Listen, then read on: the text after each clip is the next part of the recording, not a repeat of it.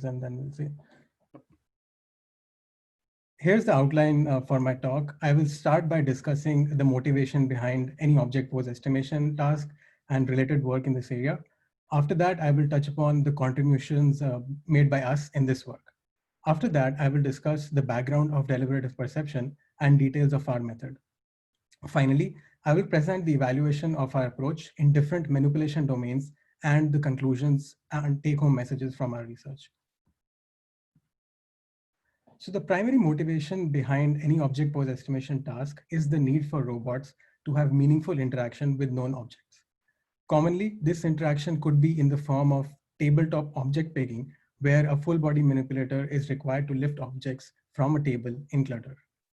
This interaction can also be in the form of object articulation, for example, container opening, where a full body manipulator is required to open a container located in front of it, and this container could have items that have been deemed dangerous for humans. Thirdly, in environments such as warehouses, this interaction could be in the form of a robot requiring to pick up objects in motion on a conveyor belt. For all the scenarios I presented earlier, robots need to be able to identify objects as well as precisely uncover their location and orientation in 3D space. These tasks are together clubbed under the field of object pose estimation. However, object pose estimation itself is challenging for several reasons. The robot in complex environments can encounter constantly changing backgrounds and camera viewpoints from which it may look at the scene. Secondly, there could be high degrees of occlusion in the scene from the objects, from unknown things in the environment, and from the limited field of view of the camera. Thirdly, the object to be picked up or detected could be in motion, requiring fast estimation as the object approaches the robot at a high speed. Let's now look at some related work in this area and how they have tackled some of these challenges. Overall, research work on object pose estimation can be broadly split into two categories. The first is the set of discriminative methods that refer to the set of data-driven techniques that are trained on a large data set to directly predict the object pose. The underlying technique used here can be regression to translation and rotation, localization of key points in the image space, or by classification, where the pose space is discretized and then scored with the help of a CNN. Even though these methods are predicting the pose directly, there's always some form of post-prediction refinement that is needed to bring the pose within the accuracy limit of most robotic grippers. On the other hand, we have deliberative methods that do not require any training data, but rely on online rendering and synthesis of a pose hypothesis to find the best explanation for the observed scene. While these methods don't use explicit post-prediction refinement, they often use refinement methods internally to improve their hypothesis and also account for discretization artifacts. Let's see how these object pose estimation categories perform on two key trade-offs in the task, which is training data and runtime. Now, from this plot, we can clearly see that discriminative methods are extremely fast and can also work in real time. However, they require large amounts of training data. Now, unlike labeling data for 2D computer vision tasks like instance segmentation and bounding box regression, labeling poses in a large dataset can be tedious and also requires specialized tools. Moreover, the size of the dataset is increased by the need to cover the space densely and to prevent overfitting to a given set of scenarios. Second observation from this plot is that deliberative methods require no training data but can be extremely slow. The deliberative perception method called PERCH that is presented here forms the inspiration for our work. And this method was shown to be accurate, but as we can see here that it can have a very high runtime, even in the order of minutes. This makes it extremely difficult for us to use a method like this in the real world, and also this restricts the method itself to lesser degrees of freedom. There is a third category of methods that seek to combine strengths of the deliberative and discriminative approaches.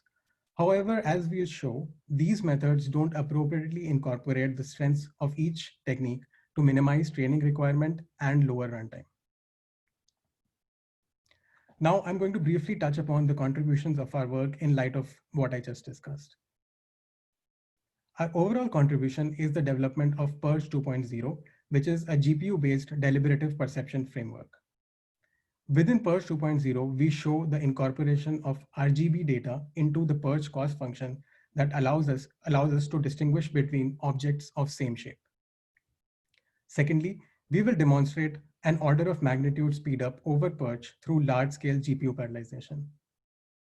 Thirdly, we will show that the resulting speedup enabled by us allows us to use deliberative post-estimation techniques in new domains like object articulation and conveyor picking. Our final contribution will be a combined deliberative and discriminative framework for 6-TOF post-estimation that achieves better accuracy than purely discriminative methods. As we will show, through this combination, we can eliminate the need for collecting any ground truth post-annotation and also overcome shortcomings of deliberative methods like PERCH. Now I will discuss the background and cover the deliberative perception approach called PERCH. PERCH was a pioneering work that applied the concept of deliberative perception to 3-DOF post-estimation. It did this by creating a space of rendered scenes in the form of this monotone scene generation tree or MSG. The root of this tree is a blank scene with no objects, and one object is added at each level as we go down the tree. The final solution that we want is present at the last level of this tree. One of the key insights in PERCH was to add these objects into the tree in a non-occluding order such that an object being added at a given level does not occlude anything already present. Secondly, PERCH introduced the concept of using rendering to model inter-object occlusions and thus obtain a space of scenes that more closely resemble to what the robot has observed. In PERCH, there is a cost that is used to denote how well a given scene in the MSG matches the observed one. This cost J for a given pose PK is given by the sum of two components, JR and JO.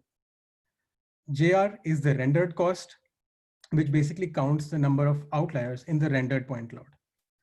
A point is classified as an outlier if the distance between the point and its nearest neighbor in the observed scene is higher than a user-specified threshold delta.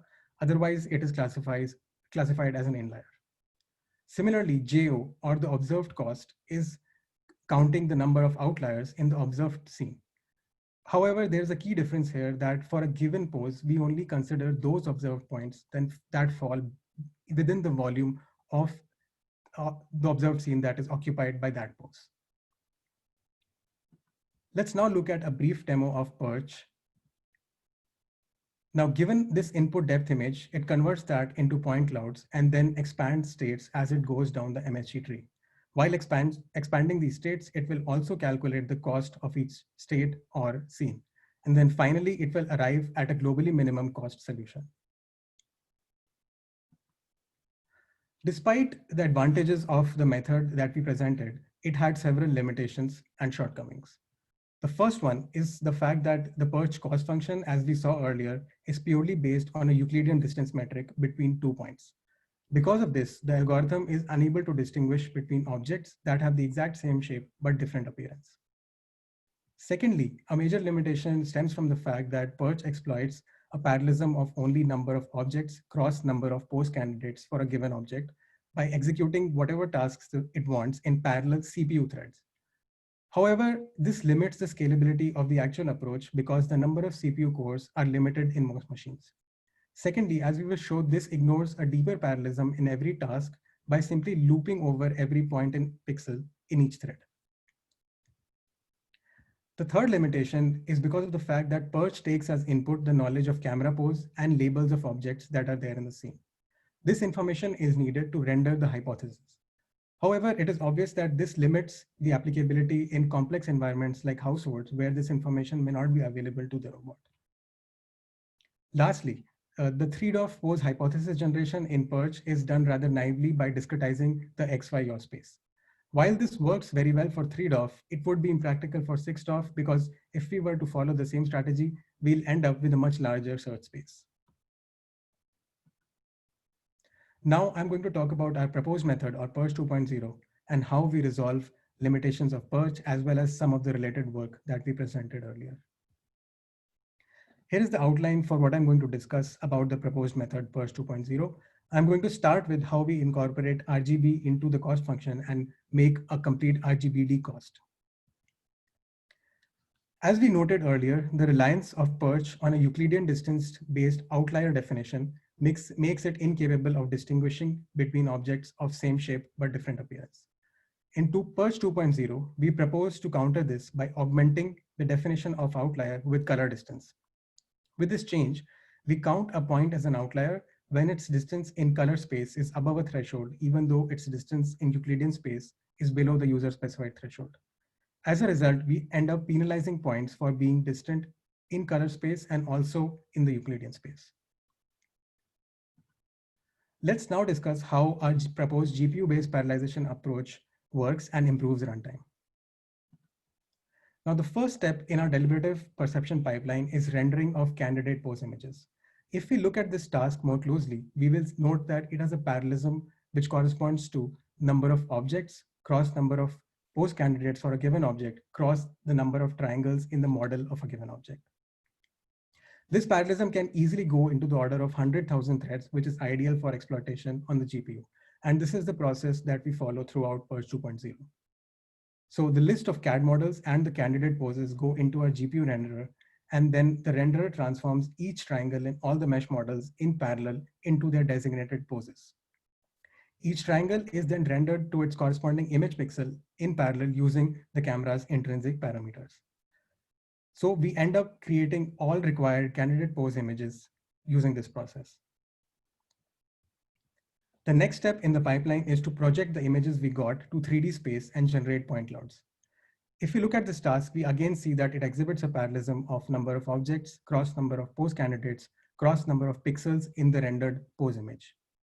We can again exploit this parallelism on the GPU. So we take the rendered images and they go into our point cloud generator. The first step we do is masking and downsampling to invalidate pixels corresponding to empty regions in each image, and also to reduce the size of the resulting point cloud. After that, we parallelly project every pixel in every image to 3D on parallel GPU threads. As a result, we end up creating point clouds corresponding to all the rendered pose images. The third step in the pipeline is ICP, or iterative closest point. ICP is an optimization technique that iteratively aligns our source point cloud to a given target cloud. In the PERCH pipeline, this is used to align the rendered point clouds that we got from the previous step more closely to the observed scene, and hence account for any discretization artifacts. However, despite the advantage of using ICP, the ICP technique being deployed in PERCH has two major limitations. Firstly, it relies on a point-to-point ICP version.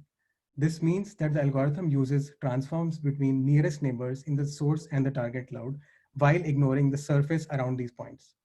As we will show later, this method can easily converge to inaccurate poses in cases of severe occlusion.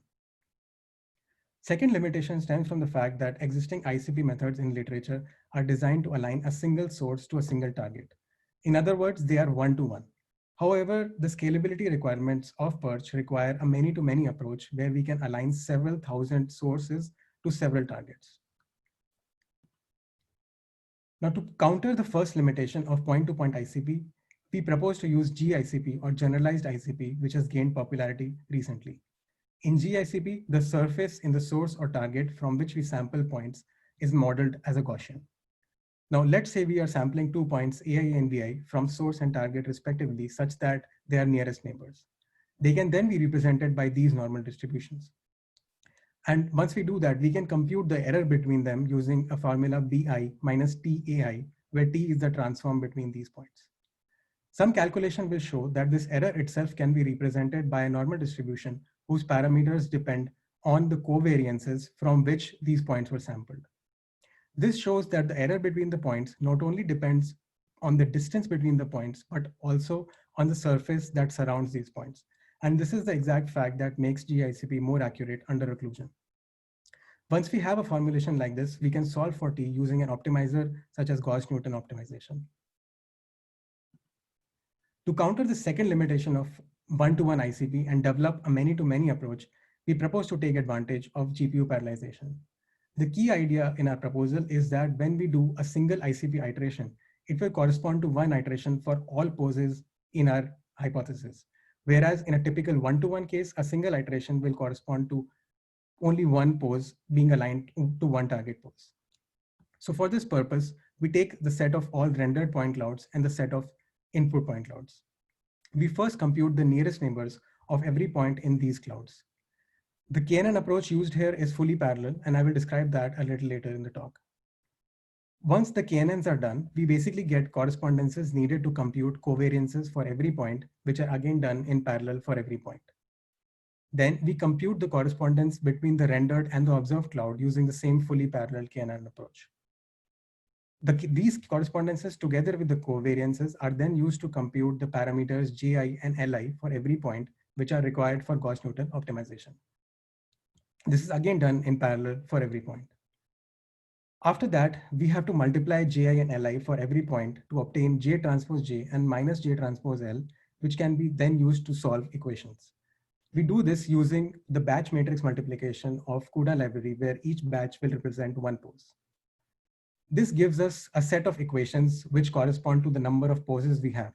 And to solve them in parallel, we use the CU solver from the CUDA library, hence obtaining delta T for every rendered pose in parallel. This process is repeated iteratively until convergence, and finally we end up having a set of rendered clouds which much closely resemble the observed scene. The final step in our flow is computing costs for each rendered pose. In PERCH, we saw earlier that this essentially means classifying a point as an outlier or inlier. Now, if we look at this definition more closely, it essentially involves two steps. The first one is computing the nearest neighbors, or the KNNs, between the rendered and the observed clouds. Secondly, it involves classifying a point or set of points as outliers or inliers based on the user-specified threshold delta and the KNN distance we got in the first step. Let's now see how we perform both these steps optimally on the GPU. For KNN, we propose two approaches on the GPU, which we compare later in the evaluation. The first approach, called KNN1, seeks to exploit the parallelism more fully and compute all required pairwise distances between the two sets of clouds in parallel. So for this, we take the set of observed cloud and the set of rendered point clouds, and they go into our KNN. The KNN then computes all pairwise distances in parallel GPU threads. Since this computation is fully parallel, we need to allocate a large 2D array so that every thread can write to memory locations parallelly. Once the distances have been computed, they are sorted according to the distance value, giving us nearest neighbors in increasing order of their distance. The second KNN approach, that we refer to as KNN2, seeks to exploit a lesser parallelism. This works by taking the set of observed cloud and the set of rendered clouds and then going into the KNN2. The KNN2 then builds priority queues in parallel for every rendered point by computing its distances to various observed points. When all threads have finished processing, we again have the nearest neighbors arranged in increasing order of distance. We note, while this method is less parallel, it also requires lesser memory because no large 2D array needs to be allocated. Once the distances have been computed by KNN1 or 2, we mark every point as an outlier or inlier in parallel on the GPU. This basically gives us the rendered cost, or GR, for all the rendered poses.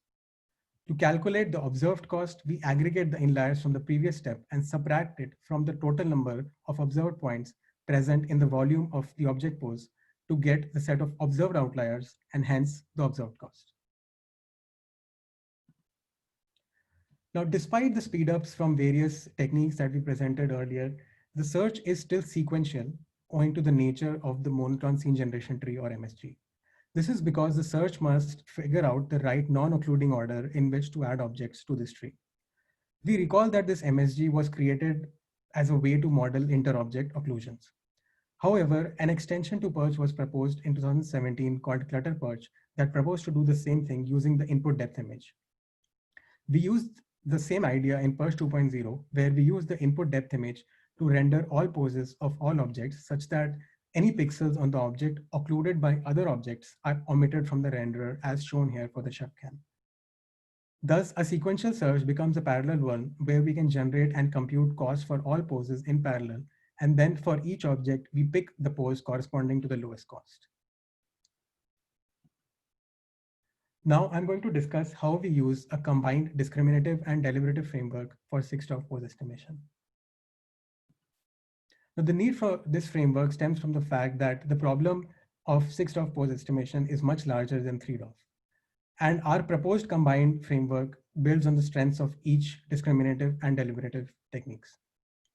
The RGBD input that we have first goes into a CNN model, which predicts labels, masks, and bounding boxes. These are used to construct full 6-stop pose proposals that go into the PERCH 2.0 deliberative component that predicts the 6-stop poses of all objects in parallel. But what is the advantage of each component here? Let's start by looking at the CNN or the discriminative side. The usage of a CNN here basically limits the search space for PERCH 2.0 by first localizing the object in the image space. The second advantage of using CNN on a discriminative component is the fact that it allows for pose estimation directly in the camera frame and thus eliminates the need for any input camera pose. It also eliminates the need to provide us the algorithm with labels of objects in the scene, since they can be directly obtained from the CNN classification output. Lastly, the CNN also assists in occlusion handling because we propose to detect full bounding boxes as opposed to visible bounding boxes, which are commonly used. Full bounding boxes have been used in outdoor object detection. With the help of full bounding boxes like the one shown here, the object center can be more accurately located even if the object is occluded. This can be seen here for the scissors, which is occluded by the sugar box. Now, since the center is used to create the final proposals, an improvement in its detection accuracy directly improves the overall pose estimation accuracy, as we will show in our evaluation. Now, for the deliberative component, the use of that allows us to directly predict the pose from the output of a 2D CNN model. This is better than training another CNN for estimating the pose, because in that case, we would need to collect ground truth pose annotation. This is the overall 6-stop pose estimation pipeline. We begin with the RGB image that goes into the CNN that predicts the masks, labels, and bounding boxes. The masks are then combined with the input depth image to create translation proposals. We then sample a unit sphere and combine it with an in-plane rotation angle to create rotation proposals.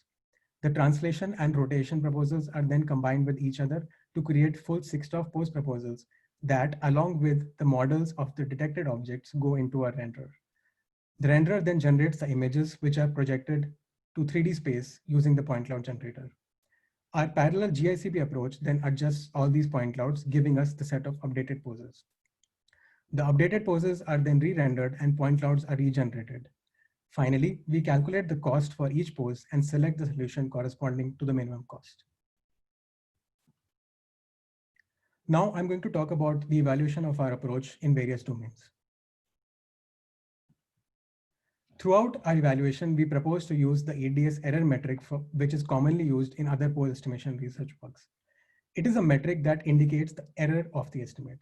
It's calculated by averaging the pairwise distance between the object model transformed with the ground truth pose and the same model transformed with the predicted pose. With the ADS error metric, we can come up with 3 accuracy metrics as the ones shown here. The first one, ADS less than 2 centimeter, basically computes the percentage of poses within 2 centimeter ADS error.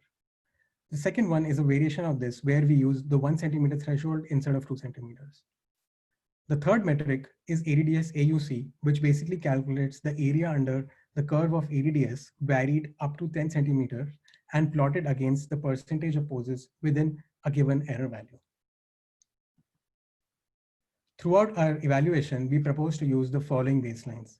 The first baseline is PERCH, which is the deliberative pose estimation approach on CPU using the MSG tree. The second baseline is brute force ICP or BF ICP, which does ICP adjustment of candidate poses used by PERCH, but does so without any rendering. Here, the ICP fitness score is used to select the best pose. Our third baseline is DOPE plus ICP, where DOPE is an RGB-based discriminative approach that uses key point localization. And we combine that with ICP on the depth input.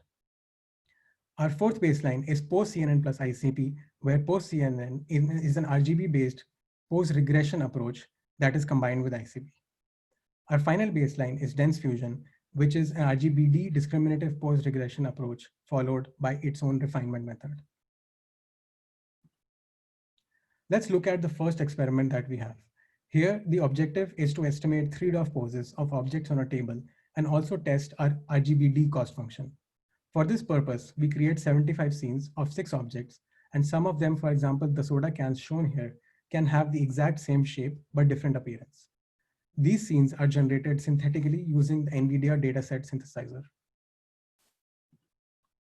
To evaluate on this dataset, in addition to BFICP, PERCH, and DO plus ICP, we use 3 variants of PERCH 2.0. Variant A is without the input depth occluder marking, where we don't use input depth for accounting occlusion. Variant B is where we use the MSG instead of doing full parallel search.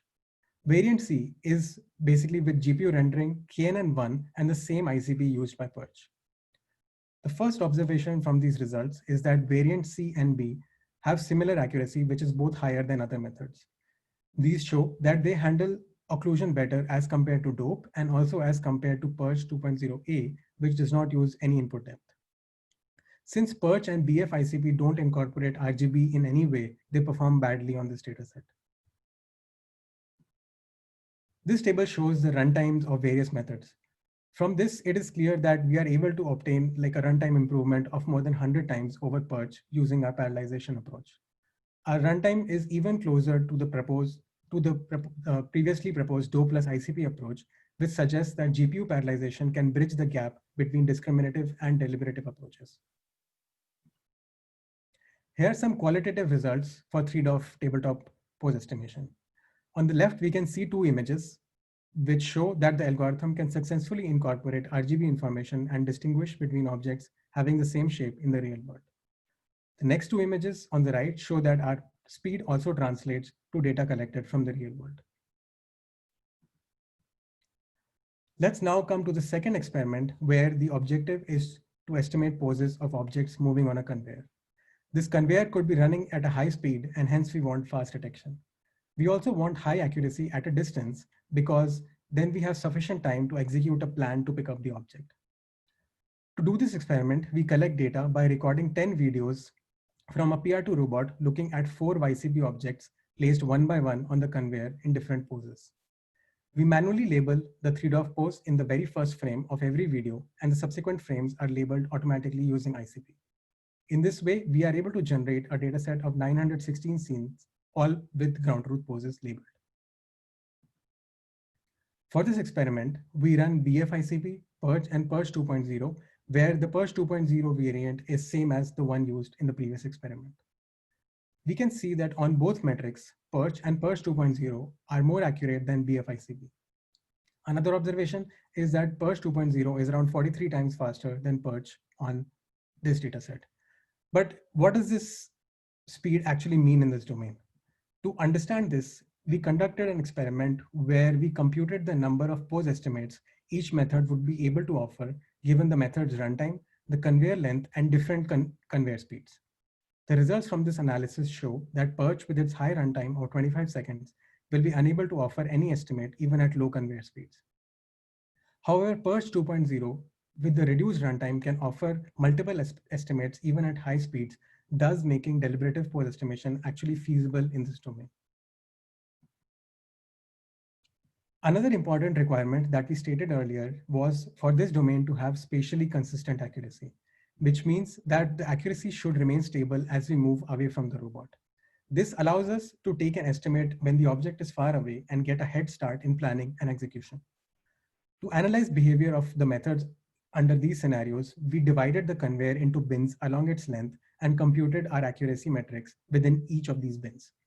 As we can see from these plots, the accuracy of BFICP falls very steeply as the distance increases from the robot. However, PERCH and PERCH 2.0 are more consistent as we move away from the robot. The third domain we consider for our experiments is object articulation, where the specific task is opening a container by the Roman manipulator platform. Our objective here is also to evaluate KNN2 and the proposed many-to-many parallel GICP approach. The proximity of this container, however, and its large size renders large parts of it occluded from the camera. Despite this, the pose needs to be accurate because the margin of error we have here is pretty low owing to the less size of the crate handle. To test in this domain, we create a dataset of 25 synthetic scenes using NEDS, and this dataset will include scenes where the crate is fully visible and also where it is largely occluded. Here are the results from this dataset. We evaluate it on BFICP, PERCH, and two variants of PERCH 2.0. Variant A is basically the one that we have used in the past two experiments, and variant B is with KNN2 and the proposed many-to-many GICP approach. The first observation we can make is that all PERCH variants perform better than BFICP. The BFICP accuracy drops significantly, which shows that rendering is important to achieve high accuracy in scenarios of high occlusion. Second observation is that variant A is significantly faster than PERCH and offers a comparable accuracy to PERCH. However, it is variant B that is around 50 times faster than PERCH and also has a higher accuracy than all other methods. This shows that the impact of using a parallel GICP approach not only improves the speed, but also accuracy under occlusion. The improvement in speed can also be attributed in part to KNN2. Now, while KNN1 was more parallel, as we showed earlier, the large allocation of a 2D array increases the peak GPU memory usage. Because of this, it essentially reduces the number of poses we can process in parallel and thus reduces the overall speed. This slide shows some qualitative results on this domain. In the first image on the left, we can see that even when a small corner of the crate is visible, we are still able to estimate its pose accurately. On the right, we can show that our estimation speed and accuracy translate well to data collected from the Roman robot. The last domain we test on is 6ToF object pose estimation of objects on a table. To test on this domain, we use the publicly available YCB video dataset, which several methods have used in the last 2 years. It consists of 2949 scenes, overall having 21 YCB objects of varying shape, size, and symmetry. The scenes, as we can see here, have a high degree of inter-object occlusions, and the dataset also does not contain any information of the camera pose with respect to the world. In this scenario, we use PostCNN plus ICP and dense fusion as our external baselines.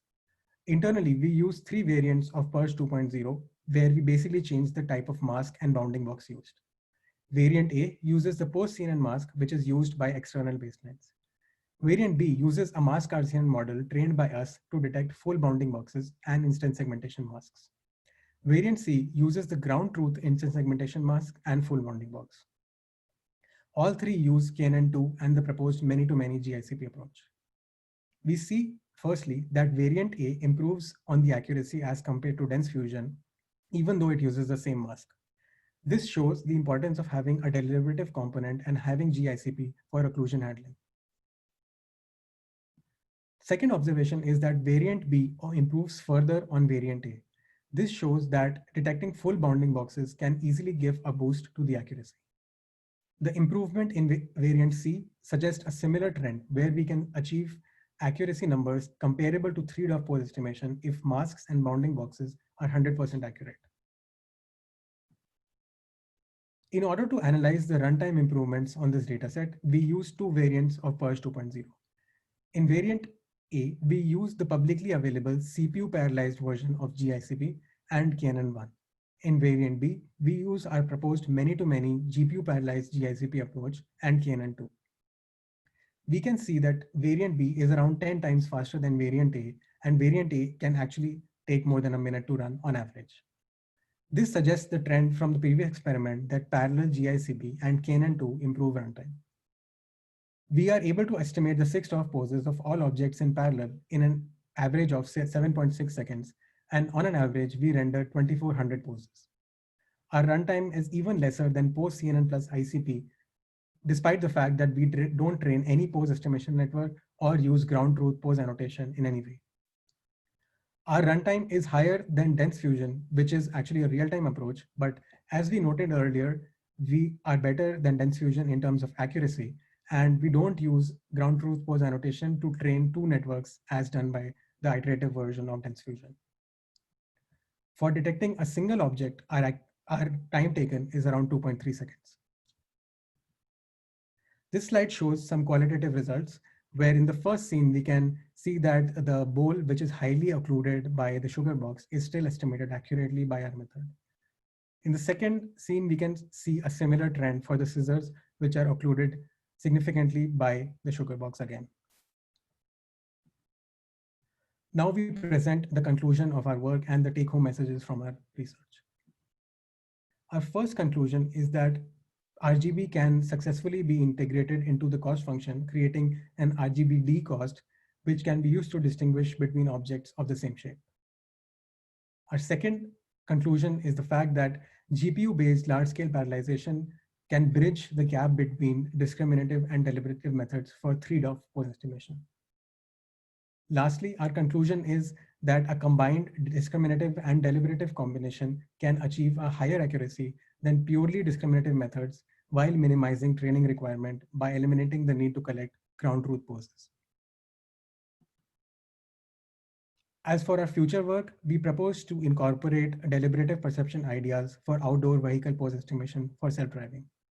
We also propose to use discriminative reasoning in indoor scenes to further improve the speed by utilizing prior experience of data that the robot has already seen and run the algorithm on.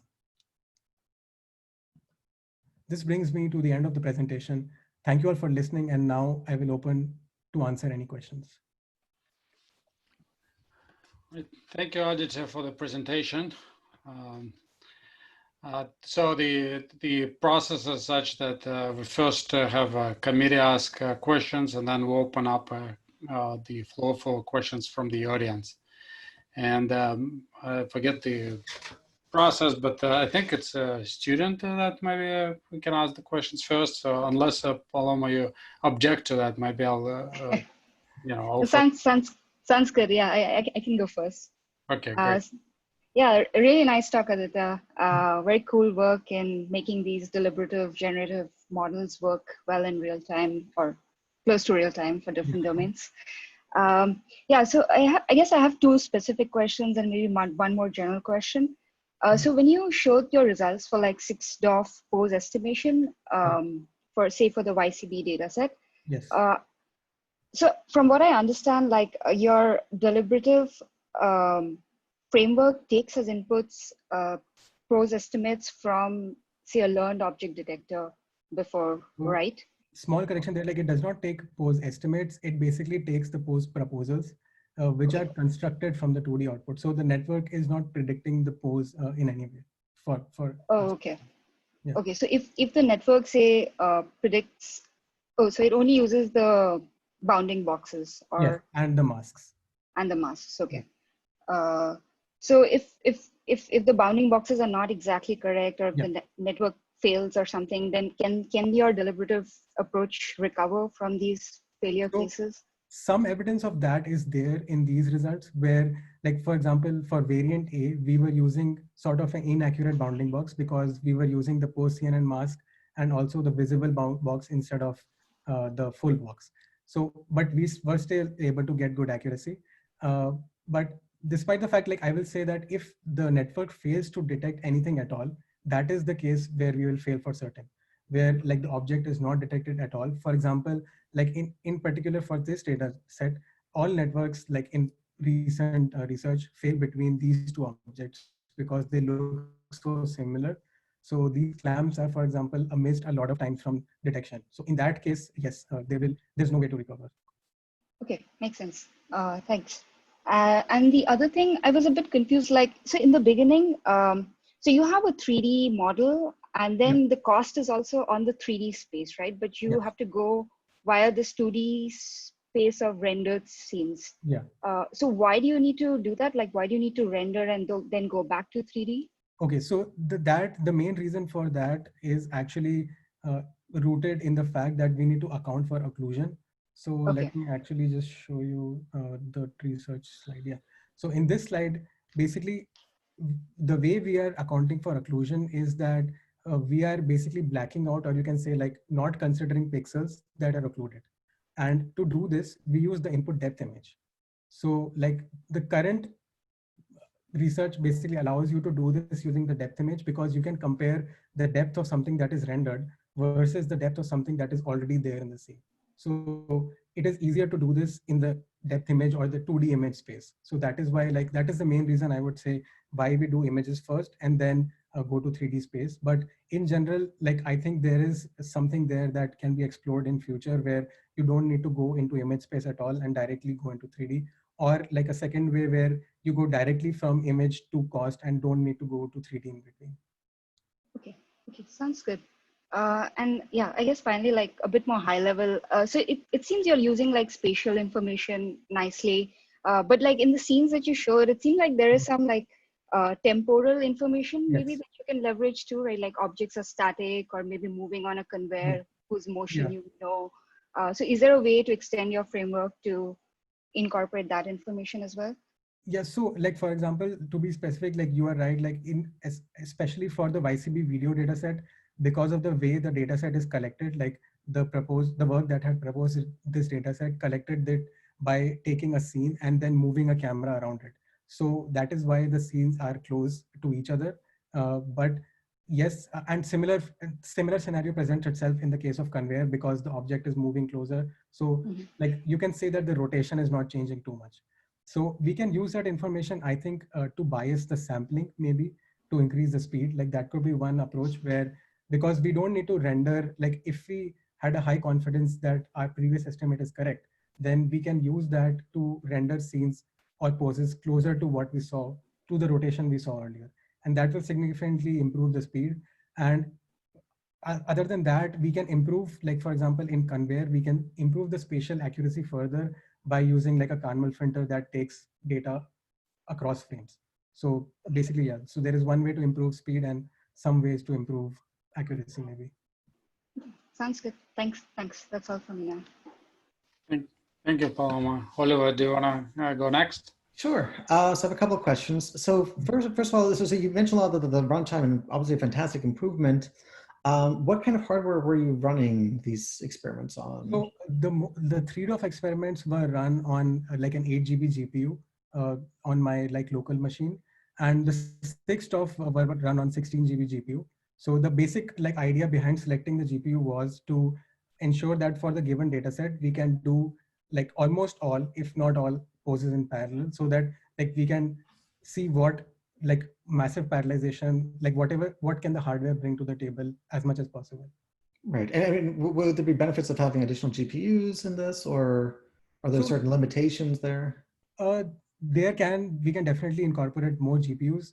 The benefit would be seen in cases where you have like very complex or dense scenes where you want to, like for example, in bin picking, where you have a lot of objects and maybe you are trying to estimate all of them. So in that case, like the number of poses you have to consider, like in our case, the number of poses that we had to like for this particular data set comes down to around 2400, which can easily be handled by a 16 GB GPU, and in some cases even by an 8 GB GPU if the architecture is good enough. But if you go beyond this number, then having another GPU can be very helpful. Okay. And so you have this pipeline of the different components, like the bounding boxes, the all the different components. Where is the biggest time spent in this So pipeline? right, like before we before we applied this parallel GICP concept, it was basically being spent in doing ICP. So Okay. like some experiments that we did for the 75-second runtime that I showed on the ICP video, 89% of that was being spent in doing ICP on CPU. So we countered that by having a GPU parallelized ICP version. So right now, like I would say that it takes almost equal amount of time between ICP versus all the other steps. So it is roughly the same. So like the way to improve this further would probably be to reduce the samples. So which is like something that we are considering in future work, where instead of this uniform sampling, we do some kind of a bias sampling based on data that we've already seen, so that it will bring, like once we do that, it will bring down the time of all methods, because all of them are like a function of the number of poses that you have. Right. I mean, I guess related to that, have you tried something like just like the stable poses of objects, for example? Oh, that would work in a tabletop scenario. Yeah.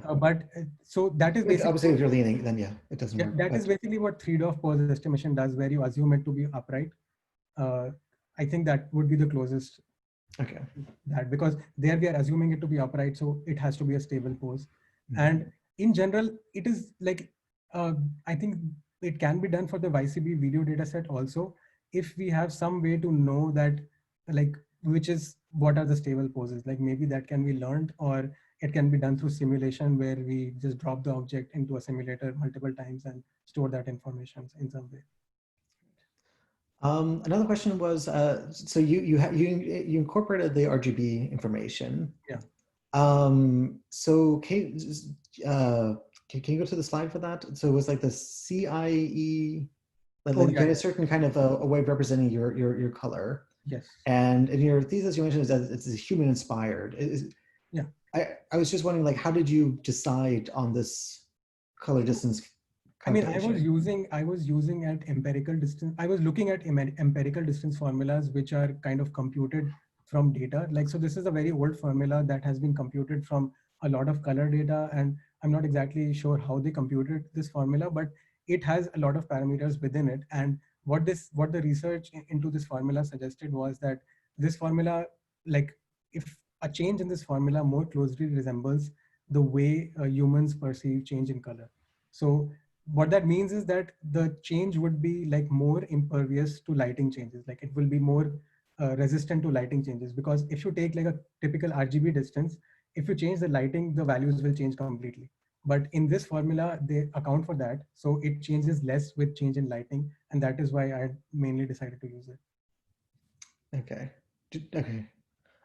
Did you do like a lot of tests for different lighting conditions, or? Not like, so this data set that we have, basically like when we create those rendered scenes, we are not disabling the shadows.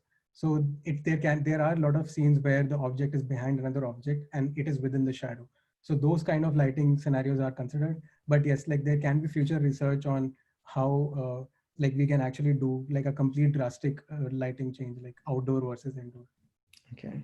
I think that would require more than just using this formula. Right. And I guess one last question from my side is, if you have appearance changes, so let's say that, you know, you're a supermarket and you put like a reduced price tag on it really big. Yeah. Is that going to have a big effect on the performance? I mean, that actually, if you look at 6-DOF pose estimation, that is actually an area of research on the CNN side, where like small changes in objects, like basically where you do this detection at a category level and not at an instance level. So like basically detect all sugar boxes instead of detecting one sugar box. So that is something that can be definitely incorporated on the CNN side. I'm not very sure that what we can do on the generative or the deliberative side of that, because right now the way this part works is that it does require matching models to what you see. So if the model changes, then the deliberative part would have some issues. But I guess I'm trying to get a feel for like how much of a change. Like if they completely redesign the package, I completely understand that. If you put like, you know, some orange pattern on like an orange rectangle somewhere on the surface, is that going to be a big problem? No, or I don't think so, because like it also depends, like because on the size of the data set, but because when we are training this CNN, we are using the images, and if it is like, and because we are looking at the object from close, so what can happen is that if you change the appearance of the sugar box, the confidence score of the prediction may go down, but it will still be detected up to a certain level of change. So like right now it may be detected at 100% confidence, but if I cover it or change the color a little bit, the confidence level may go down. Okay. All right. That's all for me. Thanks. Thanks, Oliver. Okay, so maybe the few questions from me, and then we'll switch to the audience. Thank you, Editor, for a nice presentation. One question on the incorporation of the RGB-based color into the cost function. So this is a point-to-point difference, right? what do you think, you would need to do if you wanted to go beyond the point-to-point difference, right? I mean, because theoretically could have noise in the pixels and things like that. So yeah, I mean, especially if you remove the depth, it can end up being quite noisy. I mean, I think like there could be some ways of like, because point to point does give you a very good local idea, like pixel level idea or point level idea. But we definitely, like if we were to do this without using depth, we definitely need some kind of global idea where we are not just comparing pixels, but we are looking at the rendered scene as a whole. So let's say we render an image of a can, and there's a can already in the scene. And when we are comparing these two, we don't not only look at the pixels but also the entire image. So you can like maybe do some comparisons in feature space and incorporate that into the cost function. Like that could be one way of doing it. mhm.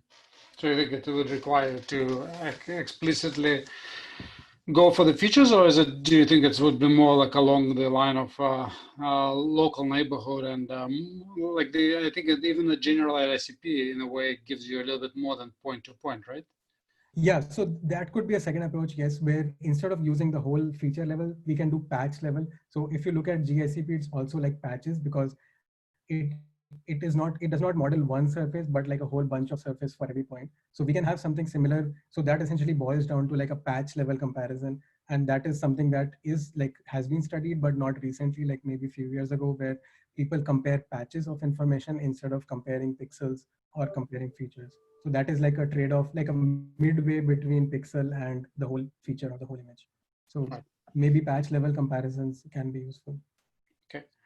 Another question is as you go to um, different lighting conditions, which Oliver brought up. If your model has been given under particular lighting condition and you go to a different lighting condition, right, that even that color distance might not Correct. correctly capture. Yes. And now on the other hand, you do the rendering. So, Yeah. and then presumably the way you do rendering right now assume some sort of ambient color, something like that. Right. Yes. So if you wanted to be explicitly thinking about the effect of lighting, what you would need to modify in the overall framework, and how you can make it run fast.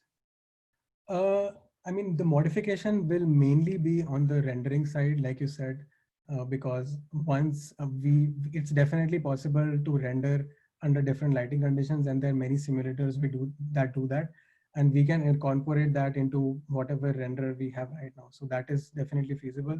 Uh, the second, like more researchy side of this question would be how do we incorporate that into the like cost. So one way is to simply do multiple renderings where we do rendering under different possible lighting conditions and just calculate the cost. So that could be a good baseline because ideally there the minimum cost should correspond to the matching lighting conditions as well, because the cost itself would be high if the lighting condition between the rendered scene and the observed ones don't match. But I suspect like that will be good for a baseline, but like if we are to develop a very robust technique, then maybe the lighting difference has to be explicitly accounted for in the cost. Right. So I mean, because you're doing a whole bunch of different renderings of different poses, and within a single state, you want to make sure that the rendering is consistent. So the way you render that particular object is consistent with the way you render another object within a single state. So which means that you would be searching over different lighting conditions, right? I mean, it depends if you want to, like, I was thinking more from the, not from the tree side where it is right. Like if we use the tree, then we will have to do that because down the tree, if we go down the tree, then the lighting condition should ideally remain the same. So we will essentially increase the branching factor by adding more lighting conditions. So the tree will branch out further. And theoretically, like it could work, but if we use the tree structure, it would slow down a little bit. I think a good way would be to just start with the parallel search idea we had in this research maybe, and just like at the root of the tree, just render all states under different lighting conditions, and then like try to see what does the minimum cost give you. So you put it as a parallelization, basically. Yeah. You deal with those multiple options. I think that would be a good for baseline, but obviously like it depends on the results of that and how to go further. Right. Okay. All right. I want to make sure that we give time for questions from the audience. Let's see. Are there any questions from the audience? You know, if you have a question, just unmute yourself and ask a question. I've got a short question. From what I remember of PERCH 1.0, there was a pre-processing step in which all non-object points were removed from the point cloud. Correct. Yeah, that is there. Yes. So I'm wondering if that's still here in your method. Yeah, it is. So it is there for 3DOF pose estimation, because 3DOF pose estimation assumes that you know where the table is, like where the Z is. So we still remove those points for 3DOF, for example, in this scenario, where you can see the table surface here, we remove the points for the table and anything below the table. But for 6DOF, because we are using like a 2D CNN, we directly know like what are the points corresponding to the objects of interest. So we just apply that mask and just retain those points. So essentially in both scenarios, we are still retaining only points corresponding to the objects of our interest, but in different ways. So in the 6DOF case where you said you directly know which points and which pixels belong to the objects, but I feel like you're inferring that with the MSR CNN. Is that right? Yes, that's right. Okay, thank you.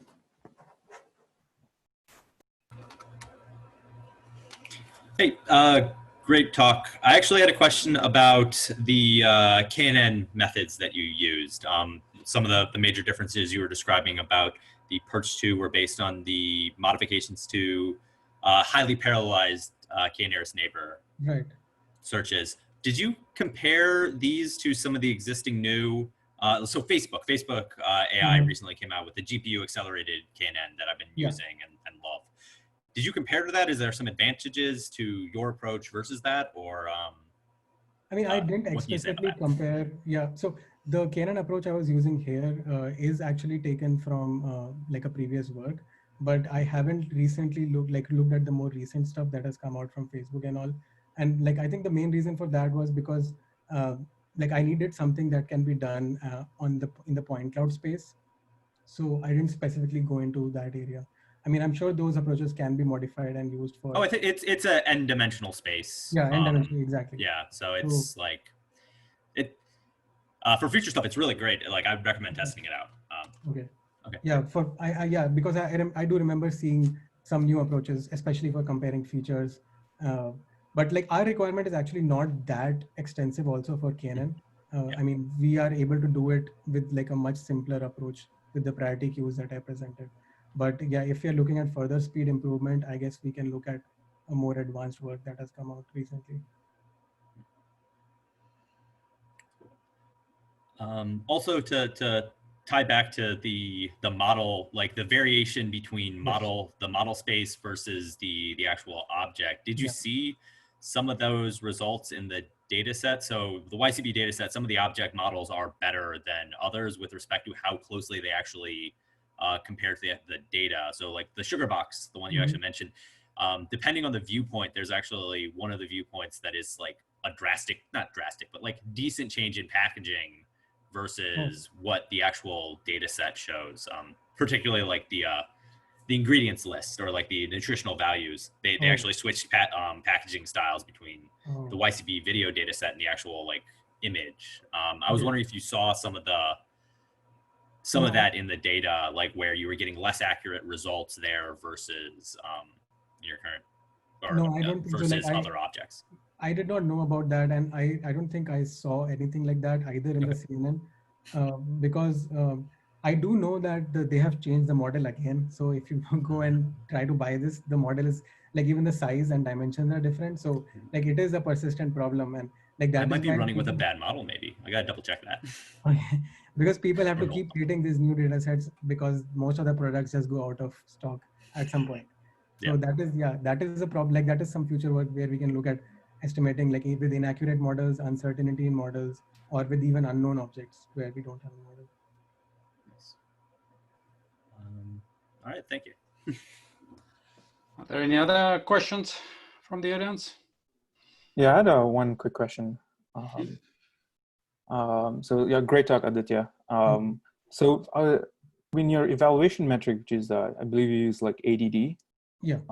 So I was wondering, like you're using some thresholds like a centimeter or 2 centimeters, but do you also capture like orientation in that? So this metric actually automatically captures orientation, like because we take the model and we transform it with the pose. So the pose will be a full 6-stop pose here. So like you can imagine that you take a model, you transform it with the pose, whatever you predicted, and that will give you a point cloud.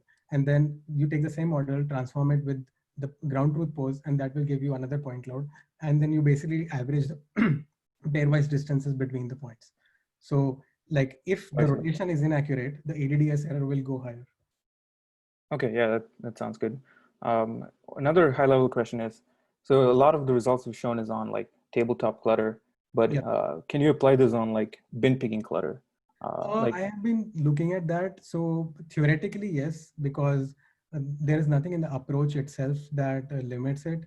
But it is hard to find like a good bin picking data set, at least till now, where you can test this on bin picking, where like you have scenes where known objects are put in a bin and you have the ground truth available. So like I did not find anything, or maybe I did not look hard enough, but that was one reason I didn't pursue in that direction. But theoretically, yes, it could be used. But I would say that in bin picking, probably like we use it, it might be even better because like from my understanding, we typically detect only one object, like the object we are interested in picking. So if we are detecting only that object, this approach would be quite fast because it's one object. Awesome. Yeah. Thank you. All right. Let's see. Are there any other questions? Sorry, I remembered one of the more question I had. Did you? So you had mentioned that you were looking at color information to disambiguate between objects that had similar geometries but differing color. Yep. Did you actually look at so ADDS doesn't take into account textural symmetries? Yes. Because it's only looking at in the point cloud space. Did you actually look at like ADD? Which takes into account the full pose of the object when you have these structurally symmetric but texturally asymmetric objects. For this reason, I mean, I would say that whatever approach we have incorporating RGB, I don't think it would be ideal for achieving a high ADD because it is difficult to compare textures on a pixel wise level, and also you need a much better renderer for that if you are trying to compare these two things on a pixel level. So if you want like for our case, since we are interested in manipulation, so we were only looking at ADDS because it does not really depend on the texture and the orientation. But I would say that if you want to go for ADD, then probably more work is needed to improve the rendering and improve the texture quality. Excellent. Thank you. Okay, last call for questions. No. All right. Well, if there are no questions, I would like to thank Aditya for a great talk, to the audience for a great set of questions. Yeah.